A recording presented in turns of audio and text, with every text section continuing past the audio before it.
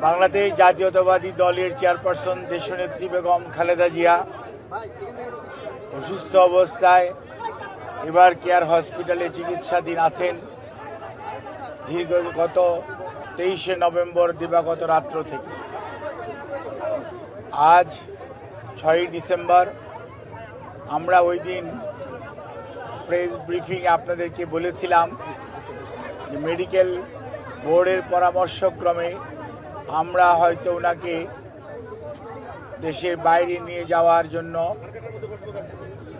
সর্বোচ্চ পর্যায়ের চেষ্টা অব্যাহত রেখেছিলাম, কিন্তু ওনার যে এয়ার অ্যাম্বুলেন্স যেটি কাতার এর আমিরের পাঠানোর জন্য যিনি উদ্যোগ নিয়েছেন, সেই এয়ার অ্যাম্বুলেন্সের কারিগরি ত্রুটির কারণে ওটাও যেমন আসতে পারে না, এটা সত্যি কথা।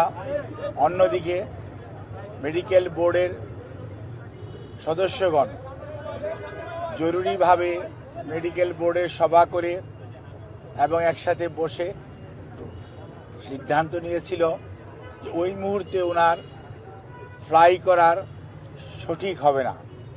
সেজন্যই আমরা ওনার যে বিদেশ নেওয়ার যে বিষয়টি সেটি কিছুটা বিলম্বিত হচ্ছে এবং ভবিষ্যতে হয়তো শারীরিক অবস্থাই বলে দিবে যে ওনাকে কখন বিদেশে চিকিৎসার জন্য নিয়ে যাবে অথবা নিয়ে যাওয়া হবে।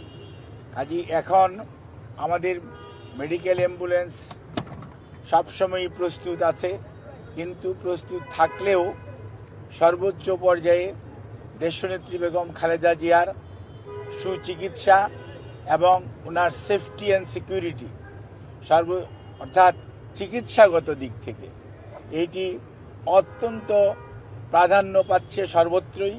এবং আমাদের যে মেডিকেল বোর্ডের সম্মানিত সদস্যরা ইউকে এবং আমেরিকা থেকে এবং বাংলাদেশ থেকে যারা অংশগ্রহণ করছেন, ইভেন সুদূর চায়না থেকেও, সবাই কিন্তু ওনার ফিজিক্যাল কন্ডিশনের উপর সবচেয়ে বেশি গুরুত্ব দিচ্ছেন। এবং আমরা মনে করি, আমরা সবাই, দেশের সকল মানুষ ওনার সুস্থতা চায়, চিকিৎসকরা চায়, দেশের আবাল বৃদ্ধ বনিতা সকল ধর্মের সকল রাজনৈতিক মতাদর্শের মানুষরা চায়। কাজেই যেহেতু ওনার স্বাস্থ্য আমাদের সর্বোচ্চ অগ্রাধিকার, সেজন্য আমাদের ভারপ্রাপ্ত চেয়ারম্যান সার্বক্ষণিকভাবে জনাব তারেক রহমান সাহেব এটি যেমন তদারকিও করছেন এবং এ ব্যাপারে চিকিৎসকদের মতামতকেই উনি সবচেয়ে বেশি অগ্রাধিকার দিচ্ছেন। দলও সেই অনুযায়ী অগ্রাধিকার দিচ্ছে, কারণ সবচেয়ে বড় কথা মনে রাখতে হবে যে মেডিকেল বোর্ডের সদস্যরা বিগত 6 বৎসর যাবৎ ওনাকে বিভিন্ন সময় যে সেবা দিয়ে এসছেন, প্রতিকূল পরিস্থিতিতেও। আজকে হয়তো পরিস্থিতি কিছুটা বদলেছে, কিন্তু আপনারা সবাই সাক্ষী কি অবস্থার মধ্যে দিয়ে আমাদেরকে বিগত 6টি বৎসর পার করতে হয়েছে। কাজে এই অবস্থার মধ্যে মেডিকেল বোর্ডের সদস্যরা অত্যন্ত দৃঢ়তার সঙ্গে এবং অত্যন্ত professionally they are handling the matter. অর্থাৎ আমাদের যে এইখানকার যে শুধু যে দেশের চিকিৎসকরা এটার সাথে ইনভলভ তা ভাবার কোনো কারণ নেই। আমি সবসময় আপনাদেরকে মেডিকেলের সদস্যদের নাম সবসময় বলেছি, আমি আবারও আজকেও বলতে চাই যে আমরা প্রফেসর ডক্টর শাহাবুদ্দিন তালুকদার এখানে উনি আছেন, এখানে ডক্টর এজেড সালেহ আছেন, ডক্টর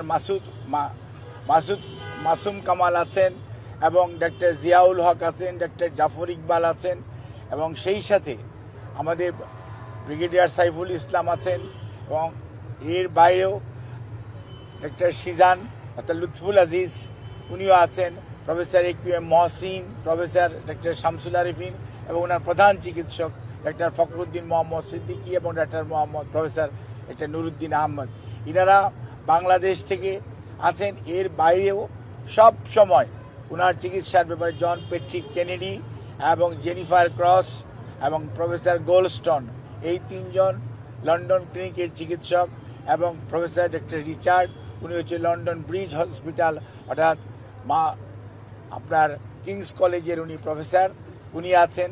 শাকিল ফরিদ পেপোয়ার ক্যামব্রিজ ইউনিভার্সিটির যে কার্ডিওলজি সেন্টার সেইটার সাথে জড়িত আছে, এবং প্রফেসর গার্বি উনি হচ্ছেন একজন আপনার কার্ডিওলজিস্ট যিনি ভ্যালভুলার হার্ট ডিজিজ হ্যান্ডেল করেন, উনি এটার সাথে সম্পৃক্ত আছেন।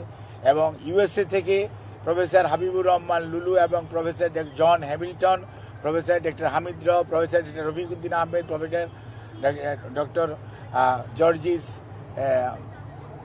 এনারা কিন্তু ওনার চিকিৎসার সাথে সম্পৃক্ত আছেন।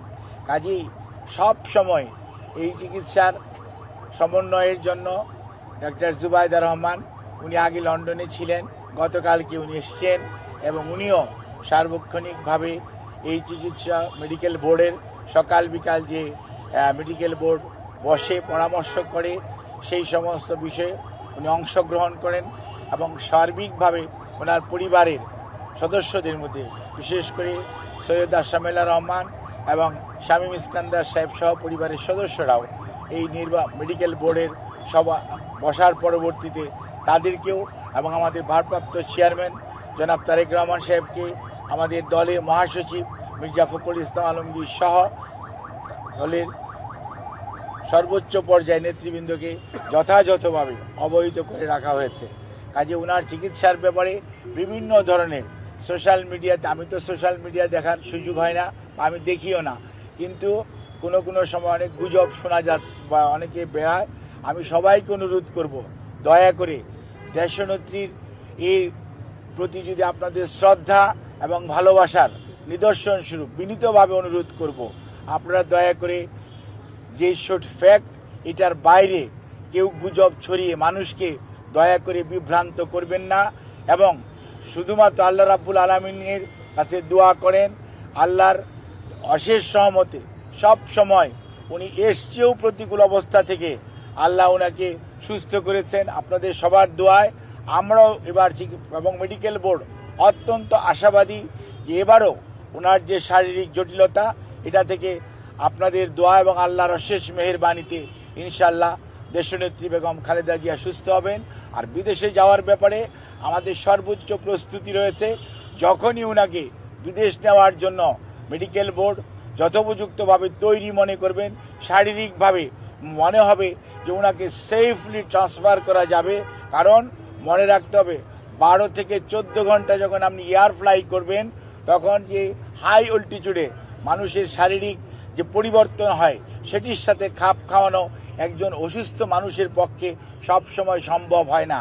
কাজে এই জিনিসটি খেয়াল রেখে আপনারা দয়া করে বিভ্রান্ত হবেন না, দয়া করে কেউ বিভ্রান্তি ছড়ানোর চেষ্টা করবেন না। সর্বোচ্চ পর্যায়ে কাতার গভর্নমেন্ট এবং আমাদের যে অন্তর্বর্তীকালীন সরকার সর্বোচ্চ পর্যায়ে সহযোগিতা আমাদেরকে করছেন, এবং তারা ওনাদের বিদেশে নেওয়ার ব্যাপারে ওনাদের যে সহযোগিতা অব্যাহত রেখেছেন। বাট ওনার শারীরিক সুস্থতা এবং চিকিৎসা মেডিকেল বোর্ডের যখন পরামর্শ হবে তখনই ইনশাআল্লাহ ওনাকে বিদেশে নিয়ে যাওয়ার হবে। তবে সবার আগে মনে রাখতে হবে ওনার চিকিৎসাটাই সর্বোচ্চ প্রাধান্য পাবে। সেই জন্যই ওনাকে চিকিৎসার জন্যই এখানকার হাসপাতালের কর্তৃপক্ষ এবং সেই সাথে কর্মরত সকল পর্যায়ের স্টাফস যারা ওনার চিকিৎসার সাথে সম্পৃক্ত, যারা চিকিৎসার সাথে সম্পৃক্ত না, সবাই সহযোগিতা করছেন। সর্বোচ্চ পর্যায়ে হাসপাতালে ভর্তিকৃত অনেক রুগী এবং রুগীর আত্মীয় স্বজন আমাদের অনেক আবেগপ্রবণ আমাদের সহকর্মীদের কারণে হয়তো অনেকভাবে বাধাগ্রস্ত হচ্ছেন। সেজন্য আমরা আপনাদের কাছে যারা একটু মনে কষ্ট পাচ্ছেন তাদের কাছে আমরা ক্ষমা প্রার্থী, আপনাদের সহযোগিতা চাই, এবং সর্বোচ্চ পর্যায়ে আপনাদের সহযোগিতা ছাড়া আমরা সত্যিকার অর্থে ওনার চিকিৎসা কার্যক্রম অব্যাহত রাখা কষ্ট হবে। এই কথা বলি আমি আমার বক্তব্য শেষ করছি।